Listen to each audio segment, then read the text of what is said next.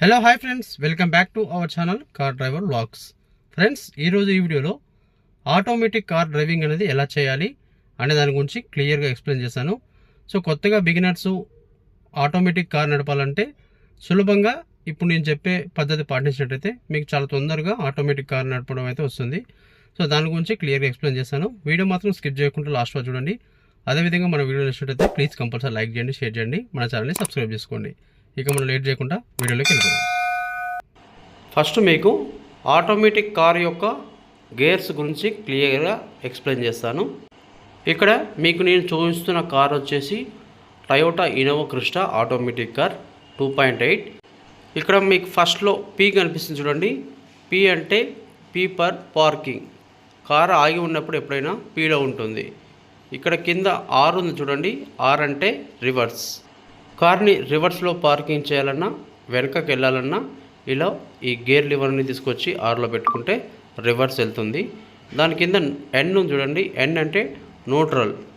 ఆగినప్పుడు మనం ఎక్కడైనా చాలాసేపు ఆగాలన్నప్పుడు ఇలా న్యూట్రల్లో పెట్టుకుంటే వెహికల్ అనేది ముందుకు వెళ్ళకుండా అదే ప్లేస్లో ఆగుతుంది. దాని కింద డి ఉంది చూడండి. డి అంటే డ్రైవింగ్ మోడ్.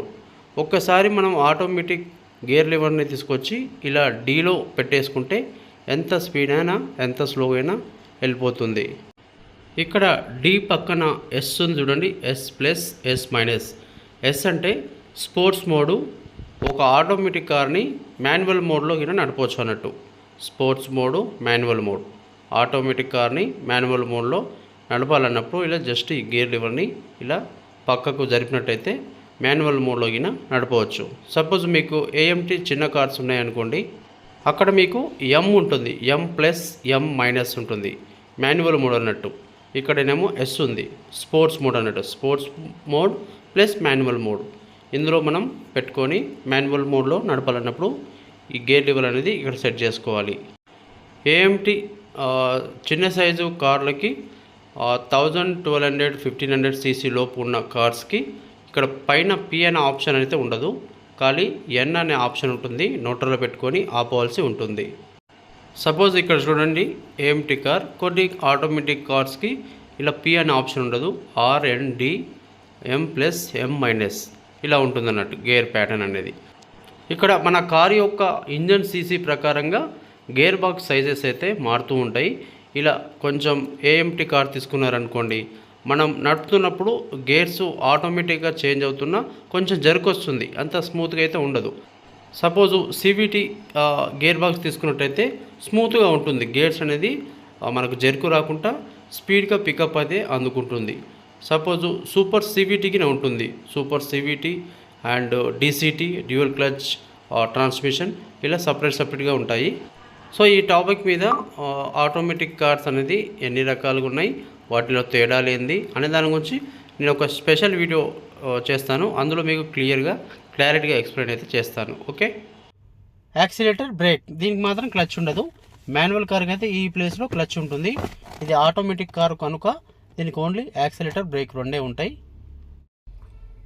ఫ్రెండ్స్, మీరు ఆటోమేటిక్ కార్ డ్రైవింగ్ చేస్తున్నట్టయితే ఖచ్చితంగా మీరు ఓన్లీ ఈ రైట్ లెగ్ మాత్రమే యూజ్ చేయాలి. ఇలా బ్రేక్కి, యాక్సిలేటర్కి ఇలా సెంటర్లో పెట్టుకొని బ్రేక్ నొక్కాలంటే ఇలా నొక్కాలి. Break, accelerator. కాలు లేపి మాత్రం అసలు యూజ్ చేయొద్దు. సడన్ బ్రేక్ అనేది సడన్గా పడిపోతుంది. మీరు అందుకోసమే ఈ మడిమ అనేది కింద ఖచ్చితంగా ఆనియాలి. ఇలా మీరు రైట్ లెగ్తోని యూజ్ చేయాలి. సపోజ్ మీరు మాన్యువల్ కార్ నడిపే అలవాటు బాగున్నప్పుడు ఏమవుతుంది, పొరపాటున ఈ క్లచ్ నొక్కుతానికి ఈ లెఫ్ట్ లెగ్ వాడతాము. మీరు బై మిస్టేక్లో రైట్ లెగ్తోని బ్రేక్ అయ్యిపోయి మీరు బ్రేక్ లెఫ్ట్ లెగ్తో ఇలా వేసారనుకోండి, ఇక్కడ ఏమవుతుందంటే ఎక్దమ్ సడన్ బ్రేక్ అనేది పడుతుంది. ఫ్రెండ్స్, ఆటోమేటిక్ కార్కి మాన్యువల్ కార్కి చాలా తేడా ఉంటుంది బ్రేక్ విషయంలో. ఆటోమేటిక్ కార్ యొక్క బ్రేక్ అనేది చాలా పవర్ఫుల్గా ఉంటుంది. వెహికల్ మొత్తం కంట్రోలింగ్ అనేది మనకు బ్రేక్ మీదనే ఎక్కువగా ఉంటుంది. అందు గురించే ఫస్ట్ టైం మీరు ఆటోమేటిక్ కార్ నడుపుతున్నట్టయితే ఇలా లెఫ్ట్ లెగ్ అనేది అస్సలు యూజ్ చేయొద్దు. ఇలా సింపుల్గా పక్కకు పెట్టేసుకోండి. ఓన్లీ మీరు ఈ రైట్ లెగ్తోనే మనం ఆపరేటింగ్ అయితే చేయాల్సి ఉంటుంది. ఇది ఖచ్చితంగా గుర్తుపెట్టుకోండి ఫ్రెండ్స్. ఓకే ఫ్రెండ్స్, మనం డ్రైవింగ్ కంటే ముందు ఖచ్చితంగా ఈ సైడ్ మిర్రర్స్ అనేది కరెక్ట్గా పర్ఫెక్ట్గా సెట్టింగ్ చేసుకోవాలి. ఓకే. ఈ రైట్ సైడ్ డోర్ హ్యాండిల్ అనేది ఈ కార్నర్లో కనిపించాలి. సేమ్ అదేవిధంగా లెఫ్ట్ సైడ్ మిర్రర్ కింద సేమ్ అదేవిధంగా సెట్టింగ్ అయితే చేసుకోండి. ఫస్ట్ సీట్ అడ్జస్ట్మెంట్ చేసుకున్న తర్వాతకి ఈ మిర్రర్ సెట్టింగ్ చేసుకుంటే కరెక్ట్గా ఉంటుంది. ఓకే. ఇప్పుడైతే నేను డ్రైవింగ్ చేసుకుంటూ చూపిస్తాను. ఇప్పుడైతే నేను కార్ అయితే మూవ్ చేస్తున్నాను. ఓకే, స్టార్ట్ చేసిన తర్వాతకి ఇలా హ్యాండ్ బ్రేక్ అనేది రిలీజ్ చేయాలి. రిలీజ్ చేసిన తర్వాతకి ఇక్కడ మనకు పీలో ఉంటుంది కదా, కార్ ఆగిపోయి ఉంది. ఇప్పుడు పీ నుంచి డి మోడ్కి తీసుకురావాలి. డి అంటే డ్రైవింగ్ అన్నట్టు. ఓకే, బ్రేక్ మీద కాల్ ఖచ్చితంగా అలానే ఉండాలి. ఉన్న తర్వాతకి మీరు సింపుల్గా ఈ గేర్ లివర్ అనేది ఇలా సింపుల్గా డీకి పెట్టేయండి. ఓకే, డి అంటే డ్రైవింగ్. ఇక మనకు ఎంత స్పీడ్ అయినా ఎంత స్లో అయినా డీలో వెళ్తే సరిపోతుంది. సో ఇక్కడ చూడండి, గమనించండి, నేను బ్రేక్ నుంచి కాల్ తీస్తున్నాను, మన వెహికల్ అనేది ముందుకు వెళ్తుంది. ఓకే, చూడండి క్లియర్గా నాకు ఫ్రెండ్స్, మీరు క్లియర్గా నా లెగ్ మూమెంట్ అనేది గమనించండి, మీకు క్లియర్గా అర్థమైపోతుంది. సో ఇలా మీరు ఖచ్చితంగా ఎల్లప్పుడూ right side mirror and left side mirror చూస్తూ మనమైతే డ్రైవింగ్ చేయాల్సి ఉంటుంది. మనం ఈ సైడ్ చూడకుండా డ్రైవింగ్ చేసినట్టయితే మనకు సైడ్లో వెహికల్స్ అనేది చాలా ఎక్కువగా ఉంటాయి ఫ్రెండ్స్. మనం ట్రాఫిక్లో హెవీ ట్రాఫిక్లో డ్రైవింగ్ చేసినప్పుడు చాలా ఇబ్బంది అయితే అవుతుంది. ఓకే, ఇక్కడ మీరు బ్రేక్ వేయాలన్నప్పుడు స్లోగా వేయండి, స్మూత్ వేయండి. ఒకేసారి సడన్గా మనం కాలు లేపి కొట్టొద్దు. అలా చేయడం వల్ల ఆటోమేటిక్ కార్కి బ్రేక్ అనేది చాలా పవర్ఫుల్గా ఉంటుంది. మనకు ఎగ్జామ్ సడన్ బ్రేక్ అనేది పడుతుంది ఫ్రెండ్స్. ఓకే, ఇలా మీరు కింద ఈ మడిమ ఉంది కదా, చూడండి నేను ఇక్కడ కింద మడిమ ఆనిచ్చాను. ఆనిచ్చి అవసరం ఉన్నప్పుడు యాక్సిలేటర్ ఇస్తున్నాను. ఓకే, బ్రేక్ ఇవ్వాలన్నప్పుడు ఓకే, ఇప్పుడు సపోజ్ మనం అక్కడి నుంచి లెఫ్ట్ వెళ్ళాలంటే బిఫోరే మనం లెఫ్ట్ మిర్రర్ చూడాలి. లెఫ్ట్ మిర్రర్ చూస్తూ మనం ఇక్కడైతే లెఫ్ట్ ఇండికేటర్ ఆన్ చేసుకొని ఇలా సింపుల్గా సైడ్ చూస్తూ లెఫ్ట్ తిరగాలి. చూడండి ఈ విధంగా. ఓకే, మీరు లెఫ్ట్ తిరిగిన తర్వాతకి మళ్ళీ ఇండికేటర్ అనేది ఆఫ్ చేసుకోండి. ఎల్లప్పుడు మీరు లెఫ్ట్ రైట్ తిరగాలంటే ఖచ్చితంగా మీరు ఇండికేటర్ ఇస్తూ సైడ్ మిర్రర్ చూస్తూ చేయాలి. చూడండి ఇక్కడ సైడ్ చిన్న స్పీడ్ బ్రేకర్ వచ్చింది. ఓకే, సపోజ్ ఇక్కడ ముందు స్పీడ్ బ్రేకర్ వచ్చింది. స్పీడ్ బ్రేకర్ వచ్చినప్పుడు సింపుల్గా మనం ఇలా బ్రేక్ అనేది లైట్గా అప్లై చేయాలి. చూడండి ఏ విధంగా అప్లై చేస్తున్నాను, మీరు నా లెగ్ మూమెంట్ కరెక్ట్గా గమనించండి, మీకు అర్థమవుతుంది. ఓకే, మళ్ళీ ఇక్కడ సేమ్ మళ్ళీ లెఫ్ట్ వెళ్ళాలంటే మళ్ళీ లెఫ్ట్ సైడ్ మిర్రర్ చూస్తూ మనం లెఫ్ట్ సైడ్ ఇండికేటర్ ఆన్ చేసుకుంటూ మనం ఇప్పుడైతే లెఫ్ట్ సైడ్ తీసుకోవాల్సి ఉంటుంది. తొందరపడద్దు, సైడ్ల నుంచి వెహికల్స్ చాలా స్పీడ్గా వస్తుంటాయి ఫ్రెండ్స్. మీరు ఏది చూసుకోకుండా సడన్గా కట్ చేశారంటే వెహికల్స్కి తగిలించే అవకాశాలు చాలా ఎక్కువగా ఉంటాయి. ఎల్లప్పుడూ మీరు ఈ సైడ్ చూస్తూ ఇండికేటర్ ఆన్ చేస్తూ మీరైతే డ్రైవింగ్ చేయాల్సి ఉంటుంది. సో ఇక్కడ చాలా సింపుల్ ఫ్రెండ్స్. ఆటోమేటిక్ కారు ఏదైనా సరే ఒక చిన్న వెహికల్ నడిపినా మీరు ఏ వెహికల్ అయినా ఈజీగా నడపలేస్తారు. చూడండి నేను ఇక్కడ స్లో కావాలి, మనం రైట్ టర్న్ తీసుకోవాలి కదా, ఇలా బ్రేక్ మీదకి కార్ రావాలి, లైట్గా వేయాలి బ్రేక్, ఒకేసారి కొట్టొద్దు. ఓకే, మళ్ళీ మనం బ్రేక్ మీద కాల్ తీస్తూ యాక్సిలేటర్ అప్లై చేయాలి. చూడండి ఏ విధంగా క్లియర్గా గమనించండి ఫ్రెండ్స్, నేను ఏ విధంగా యూజ్ చేస్తున్నానో. యాక్సిలేటర్ బ్రేక్ రెండే ఉంటాయి కదా మనకు. ఈ లెఫ్ట్ లెగ్ అయితే అస్సలు యూజ్ చేయొద్దు, ఈ సైడ్లో పెట్టేసుకోండి ఇలా సింపుల్గా. సో ఇక్కడ మనం మెయిన్ రోడ్ ఎక్కే దగ్గర చాలా జాగ్రత్తగా ఉండాలి, ఒకేసారి ఎక్కొద్దు. ఇక్కడ నుంచి రైట్ సైడ్ నుంచి ఏ వెహికల్స్ చూసుకుంటూ లెఫ్ట్ సైడ్ మిర్రర్ గమనిస్తూ స్లోగా మనం మనకు మెయిన్ రోడ్ అయితే ఎంటర్ కావాల్సి ఉంటుంది. ఓకే, ఇలా మీరు ఎల్లప్పుడూ మీరు సైడ్ మిర్రర్స్ చూస్తూ చాలా జాగ్రత్తగా స్లోగా డ్రైవింగ్ చేయండి. సో ఇక్కడ చూడండి నా బ్రేక్ అనేది ఏ విధంగా చేస్తున్నానో లైట్గా అప్లై చేస్తున్నాను అంతే. ఓకే, చూడండి గమనించండి క్లియర్గా, ఇలా లైట్గా కొట్టండి, కాలు లేపి అయితే అసలు యూజ్ చేయదు ఫ్రెండ్స్. ఎందుకంటే ఆటోమేటిక్ కారు యొక్క బ్రేక్ అనేది చాలా పవర్ఫుల్గా ఉంటుంది. మాన్యువల్ కార్తో పోలిస్తే ఆటోమేటిక్ కార్ యొక్క బ్రేక్ అనేది చాలా పవర్ ఎక్కువ ఉంటుంది. ఎందుకంటే మనకు మొత్తం కార్ మొత్తం కంట్రోలింగ్ అనేది ఈ బ్రేక్ మీదనే ఆధారపడి ఉంటుంది. మీరు సడన్గా ఇట్లా కాలు లేపి ఇట్లా కొట్టారనుకోండి, ఎగ్జామ్ సడన్ బ్రేక్ పడుతుంది, వెనక నుంచి వచ్చే వెహికల్ 100% మన కార్ని గుద్దే అవకాశాలు చాలా ఎక్కువగా ఉంటాయి. అందుకోసమే మీరు ఖచ్చితంగా ఎల్లప్పుడూ మడిమ అనేది కింద ఆనించాలి. ఆనిస్తూ ఇలా మీరు డ్రైవింగ్ చేయడం అనేది కరెక్ట్ పద్ధతి.